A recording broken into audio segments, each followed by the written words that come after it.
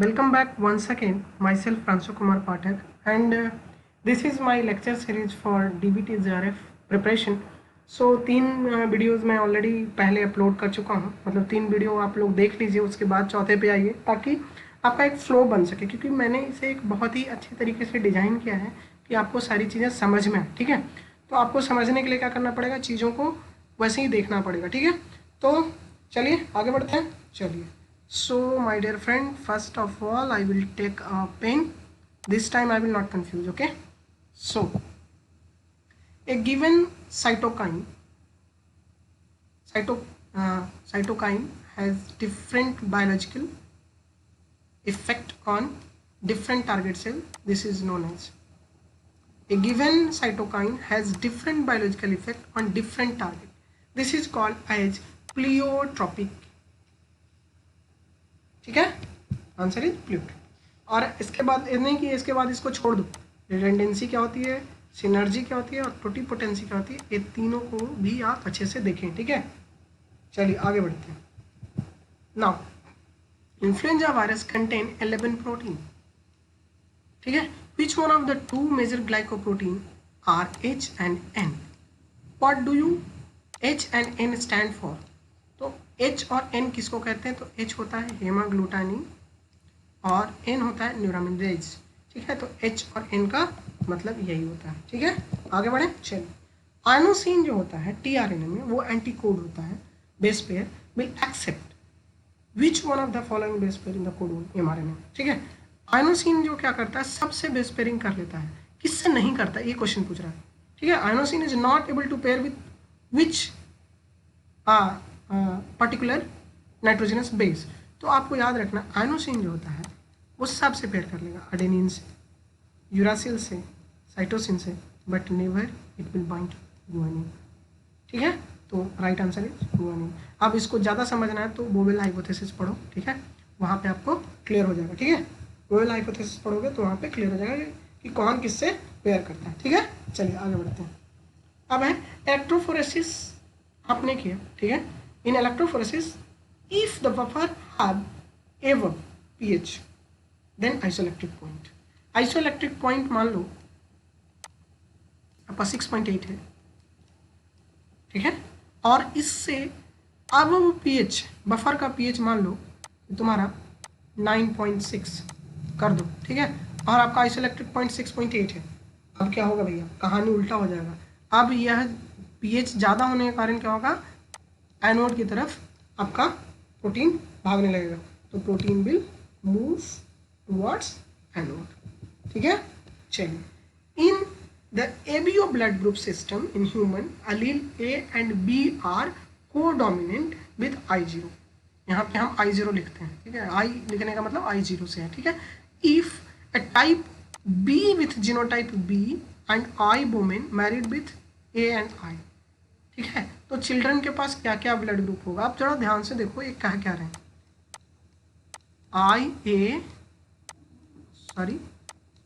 I0 married with IB।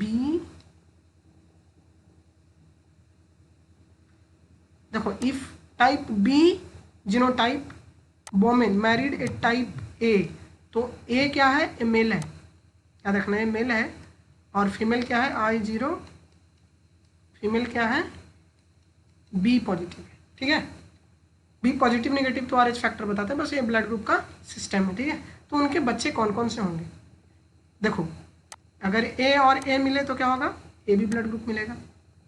अगर ए और ए मिल गया तो ब्लड ग्रुप ए आ जाएगा। अगर ए वाला आया और इसके साथ ए मिला तो वो ब्लड ग्रुप आ जाएगा। और अगर ए और ए मिला तो ए बी ब्लड ग्रुप भी हो सकता है। तो इस कंडीशन में चारों ब्लड ग्रुप बच्चे के हो सकते हैं। ठीक है, right answer is A B O and A B all, because just you can, this is Mendelian law, first law of inheritance ना। चलिए,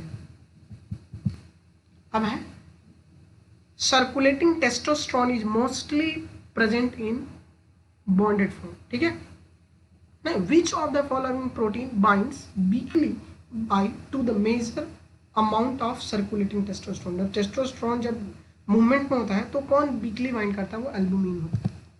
ठीक है, चलिए। In immune response at a mucosal surface particularly in context to gut immunology, which one of the following is not true? gut immunology में कौन true नहीं है? अब हम इसको अच्छे से देखते हैं। Mucosal surface have continuous and close contact with numerous and diverse commensal microorganism। तो गट माइक्रोबायोटा जब पढ़ोगे तो उसमें आपको समझ में आएगा। ठीक है, एक स्पेशल रिसर्च टॉपिक भी है। ठीक है, जब आप मेटाजिनोमिक्स पढ़ेंगे तो वहाँ पे आपको सारी चीज़ें क्लियर हो जाएंगी। ठीक है, M cell transport microbes and antigen from the gut of lumen associated with the lymphoid tissue। ठीक है, B cell activate mucosal tissue to give rise to a plasma cell, preferentially the secreting IgG। अब जरा सोचो, ये बड़ा simple सा question था। ठीक है, कि सेक्रेटरी एंटीबॉडी का भी IgG हो सकता है क्या? नो, IgG सेक्रेटरी एंटीबॉडी नहीं होगा, और खास करके म्यूकोशल टिश्यू में तो कभी भी नहीं हो सकता है। ठीक है, तो राइट आंसर इज सी। अब है while analysing protein sequence of gene. ठीक है, तो अब क्या है कि ये if transition is more frequently than transversion, single mutation is more often frequent than double mutation. ठीक है, which one of the following change will occur most frequently rather than others? अब है एलेलिन से ग्लाइसिन का होना, एलेलिन से सेरीन का होना, एलेलिन से ल्यूसिन का होना, और एलेलिन से वैलिन का होना। अब फिर से इस क्वेश्चन को पढ़ो। While analyzing protein sequence of ROPB gene among different bacteria, different changes in amino acid sequence were observed among the homologs due to the base substitution. Which transition is more frequently than the transversion? है ना? If transition is more frequent than transversion, transition जल्दी हो रहा है ट्रांसवर्सन के अपेक्षा। Single mutation is more often frequent than double mutation. Which one of the following change occur most frequently? तो एलेलिन से वैलिन का चेंज होना मोस्ट फ्रिक्वेंट होगा। इसको आप क्या करो कि ट्रिपल लेट कोड सबका लिखो, तो आपको पता चलेगा कि जो एलेलिन से वैलिन चेंज होगा उसमें आपको यही मिलेगा, मोस्ट फ्रिक्वेंट ट्रांजिशन आपको मिलेगा इन कंपेरिजन टू ट्रांसवर्सन। ठीक है, चलिए। G2M checkpoint and DNA repair protein are working optimally in a cell and there are some DNA damage during G2 phase. Which one of the following would be response to the cell to the damage? Cell cycle will continue and cell undergo mitosis। ये हो ही नहीं सकता। ठीक है, cell will undergo cytokinesis, कभी नहीं हो सकता। Cell will undergo into mitosis and arrest at metaphase, ये भी नहीं होगा। Cell will arrest at G2 में ही अरेस्ट हो जाएगा until the damage are repaired। हाँ, ये बिल्कुल सही आंसर है कि जब तक कि G2 फेज में तब तक रहेगा जब तक कि सारा चीज रिपेयर ना हो जाए, तभी वो माइटोसिस में इंटर करेगा। ठीक है, चलिए। अब है transferrin bind with receptor and recruit clathrin via which one of the following protein, that is AP2 receptor. इसको पढ़िएगा, बहुत अच्छे से पढ़िएगा। सारे जो हैं क्लेवलिन है, AP1 है, AP2 है, डायनामाइन है, तो सारे का रोल है। ठीक है, ये सारे का रोल पढ़िएगा। और इवन आप जब नर्व ट्रांसमिशन में पढ़ेंगे तो वहाँ पे मसल कॉन्ट्रैक्शन रिलैक्सेशन जब पढ़ेंगे तो वहाँ पे कैनेसिन और डायनिन दोनों आता है, उनका कैसे मोटर नर्व में रिस्पॉन्स होता है वो भी पढ़िए। ठीक है, ये सारे क्वेश्चंस पूछे जा सकते हैं, तो इसका राइट आंसर है AP2। अब यहाँ पे which one of the following is the major product of fatty acid synthesis, that is palmitate. 16 carbon का होता है। ठीक है, अब next question. In order to have a desired shRNA cassette, ठीक है, integrated into a target cell, which one of the following gene transfer vector is preferred? In order to have a desired shRNA, short heterologous RNA आपको चाहिए, cassette चाहिए, तो उसके लिए आप लेंटिवायरस use करेंगे। ठीक है, क्यों? बकेलो वायरस का भी यूज होता है, हर्पिस वायरस का भी यूज होता है, एडिनो वायरस का भी यूज होता है। सारे जब वेक्टर पढ़ोगे आप, एनिमल वेक्टर्स हैं, जब पढ़ोगे तब आपको समझ में आएगा। ठीक है, बकेलो वायरस ज़्यादातर इंसेक्ट के लिए यूज होता है। अब आइए यहाँ पे, which one of the following statement regarding the naturally occurring agrobacterium strain is true? The TDN region of Agrobacterium does not contain functional gene. All the virulence gene of Agrobacterium are constitutively express. ऐसा कभी नहीं हो सकता। Agrobacterium का सारा जो gene है, virulence gene, वीर gene, एक साथ नहीं होता।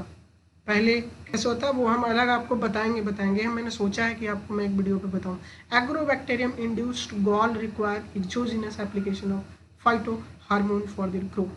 Agrobacterium induced gall in nature do not require bacterial persistence for the growth. तो राइट जो ट्रू होगा नेचुरल सिस्टम में जो आपको मिलेगा, ठीक है, naturally occurring Agrobacterium strain select होगा। Agrobacterium induced gall in nature do not require bacterial persistent for the growth के लिए रिस्पॉन्सिबल है क्या, ओपाइंस और हार्मोन्स, न कि ये बैक्टीरिया का परसिस्टेंस का कोई मतलब नहीं। वहाँ पे एज बस जाएगा, गॉल डिजीज को इंड्यूस करेगा, फिर बैक्टीरिया कुछ नहीं करेगा, उसके परसिस्टेंस का कोई रिस्पॉन्स नहीं। ठीक है, चलिए।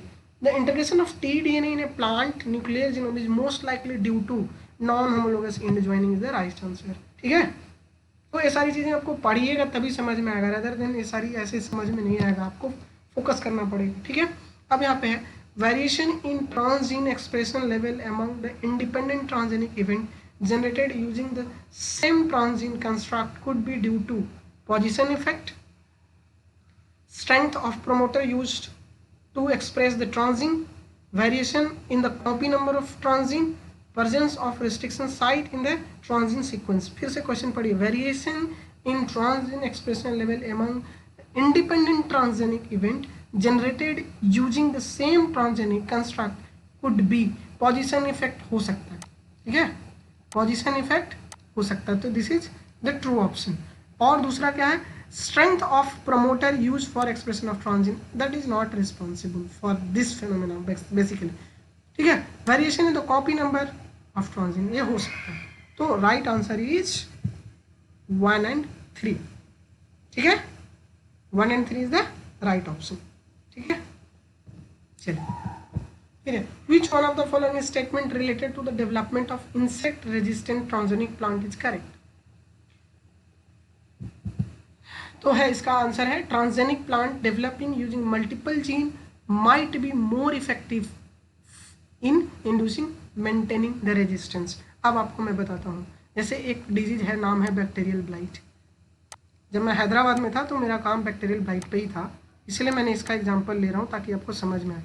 ठीक है, तो बैक्टीरियल ब्लाइट जो डिजीज़ है उसके लिए जो जीन रिस्पॉन्सिबल है वो एक्से की फैमिली है, जेंथोमोनास ओराइजी पैथोवेराइटी ओराइजी जो होता है वो काउज करता है। तो एक्से 21 हो गया, एक्से 27 हो गया, एक्से 13 हो गया। तो एक कई क्या किया गया है कि रमेश सोंटी के ग्रुप ने क्या किया है कि जीन पिरामिडिंग के थ्रू सामा मंसूरी वेराइटी को इन्होंने रेजिस्टेंट बनाया बैक्टीरियल ब्लाइट से। ठीक है, इन्होंने बनाया है, तो आप अगर पढ़ेंगे तो आपको मिलेगा। तो क्या किया इन्होंने, टैग किया जीन की पिरामिडिंग की। जीन पिरामिडिंग यूज होता है मल्टीपल रेजिस्टेंट क्रिएट करने के लिए, इफेक्टिव रेजिस्टेंट क्रिएट करने के लिए ऐसा जीन की पिरामिडिंग की जाती है। तो क्या है, which one of the following statement is correct for development of insect resistant, है ना, insect resistant transgenic plant is correct. तो बैक्टीरियल ब्लाइट हो गया, और भी बैक्टीरियल ब्लाइट तो मैंने बैक्टीरिया के लिए लिया, इंसेक्ट के लिए भी यही है। आप क्या करोगे कि जब एक transgenic plant developed using multiple gene might be, multiple gene को टारगेट करोगे, जैसे बैक्टीरियल ब्लाइट में यहाँ पे किया गया, इसी तरह से मल्टीपल जीन को टारगेट करके आप इंसेक्ट रेजिस्टेंट भी बना सकते हो। तो this is the right and correct option पहला। और अदर ऑप्शन भी पढ़ लेते हैं। ठीक है, the targeted insects can not develop resistance against transgenic plant generated using single candidate gene. No, गलत बात, करेगा। ठीक है, the level of transgene expression doesn't influence the efficacy of the transgenic plant. No, ये भी गलत है। It is easier to propagate and maintain multiple copy integration event that a single copy event of insect resistant in plant. So this is again very bullshit. No, ऐसा कुछ नहीं। ठीक है, आप ऐसा हो सकता है, it is easier to propagate. Easy कैसे है भैया, मल्टीपल कॉपी से सिंगल कॉपी में चेंज करना ही बहुत डिफिकल्ट काम। When a gene and promoter used for modification of plant using transformation technology are derived from sexually compatible species, this modified plant thus generated is known as, ऐसे plant को हम कहते हैं इंट्राजेनिक। इंट्राजेनिक प्लांट मतलब एक ही genus के, compatible species बोल रहा है। ठीक है, ध्यान से याद रखिएगा। कोई लोग सिसजेनिक प्लांट बोलेगा, सिसजेनिक प्लांट क्या होगा, सेम स्पीसीज में, with in same species, not sexually compatible, तो ये इंट्राजेनिक हुआ। ठीक है, ये बहुत इंपॉर्टेंट है समझने के लिए। ठीक है, तो thank you so much for your patience and we will meet in the next lecture. जय हिंद, चलो बाय, टेक केयर।